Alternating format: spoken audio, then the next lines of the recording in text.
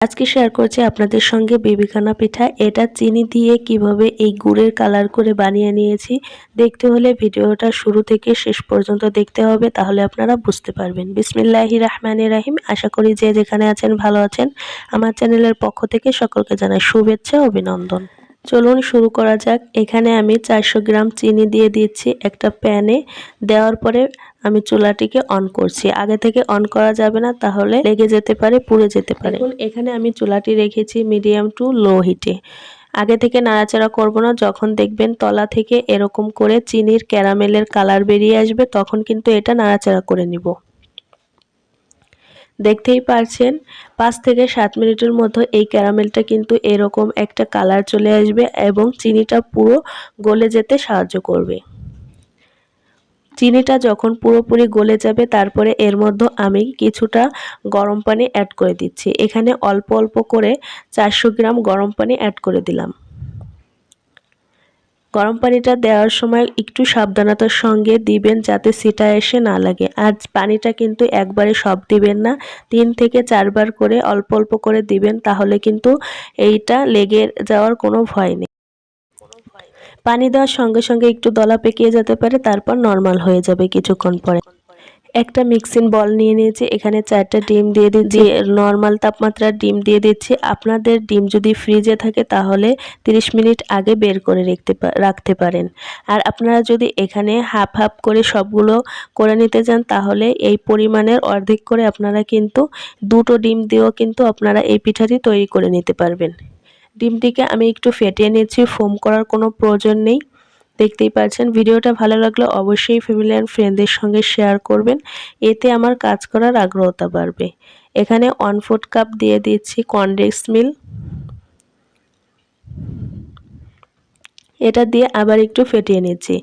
আর এখন শুকনো উপকরণগুলো এখানে দিয়ে দিচ্ছি 1 কাপ আর 1 টেবিল চামচ পরিমাণ সাবুদানা আটা। একই পরিমাণে দিয়ে দিচ্ছি নর্মাল আটা। সাবুদানার আটার পরিবর্তে কর্নফ্লাওয়ার ব্যবহার করতে পারেন। হাফ চা চামচ পরিমাণ বেকিং সোডা, 1 চা চামচ পরিমাণ বেকিং পাউডার। এগুলোকে আমি একটু চেলে নিচ্ছি। চেলে নিলে ব্যাটারের কনসিস্টেন্সিটা ভালো আসে।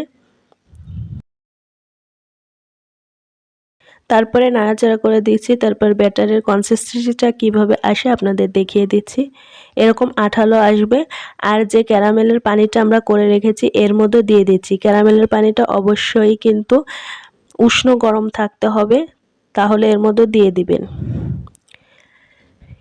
এই ব্যাটারটা করার আগে এজন্য আমি এই ক্যারামেলটা করে নিয়েছি, যাতে এই ক্যারামেলের তাপমাত্রাটা উষ্ণ গরম থাকে। আর যদি আপনাদেরটা ঠান্ডা হয়ে যায় তাহলে একটু গরম করে নেবেন। হ্যান্ড উইচ দিয়ে এই ব্যাটারটিকে ভালোভাবে এর সঙ্গে দেখুন গুলিয়ে মিশিয়ে নিয়েছি। আর এখানে রান্না সয়াবিন তেল দিয়ে দিচ্ছি হাফ কাপ পরিমাণে। তেল এবং পানিটা একটু মিশতে যাবে না, এটাই একটু সময় নিয়ে মিশিয়ে নিতে হবে। দেখতেই পাচ্ছেন। এখন একটা মোল্ড নিয়ে দিচ্ছি, যে মোল্ডে এই পিঠাটি তৈরি করে নেব। মোল্ডে কিন্তু আমি তেল ব্রাশ করে তারপরে একটা কাগজ দিয়ে নিয়েছি। এখন এই মোল্ডের উপর থেকে এই ছাঁকনি দিয়ে ব্যাটারটা ছেঁকে দিচ্ছি।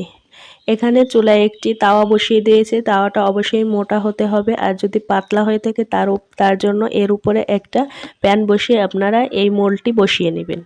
এখানে চুলার আঁচটি রাখতে হবে মিডিয়াম টু লোতে।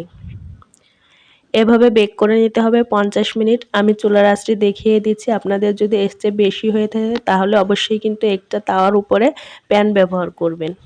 দেখুন উপর থেকে কিভাবে বুদবুদ উঠে এসেছে।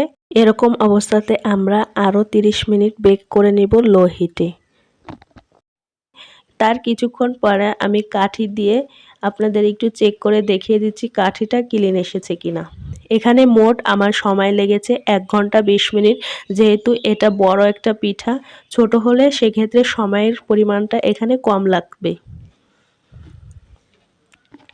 দেখতেই পারছেন মোল্ড থেকে আমরা ডিমোল্ড করে নেব এখন। আর অবশ্যই পিঠাটিকে কিন্তু ঠান্ডা করে নিতে হবে। গরম অবস্থায় এটা কাটলে কিন্তু ভেঙে যাবে, যেহেতু পিঠাটি অনেকটা সফট এবং স্পঞ্জি হয়েছে। আপনাদের কেটে দেখিয়ে দিচ্ছি। পিঠাটি যতটা দেখতে লোভনীয় হয়েছে, খেতে তার চেয়ে বেশি টেস্টি হয়েছে। অবশ্যই আপনাদের একবার রিকোয়েস্ট করছি একবার হলেও বাসায় এটা ট্রাই করবেন, তাহলে আপনারা কিন্তু এই পিঠাটির সুঘ্রাণ এবং পিঠাটি সম্পর্কে অনেকটা ধারণা পেয়ে যাবেন। দেখতেই পাচ্ছেন। এতক্ষণ সঙ্গে থাকার জন্য আপনাদের ধন্যবাদ জানিয়ে আজ এখানেই বিদায় নিচ্ছি। সকলে সুস্থ থাকুন, ভালো থাকুন। আল্লাহ হাফেজ। আসসালামু আলাইকুম।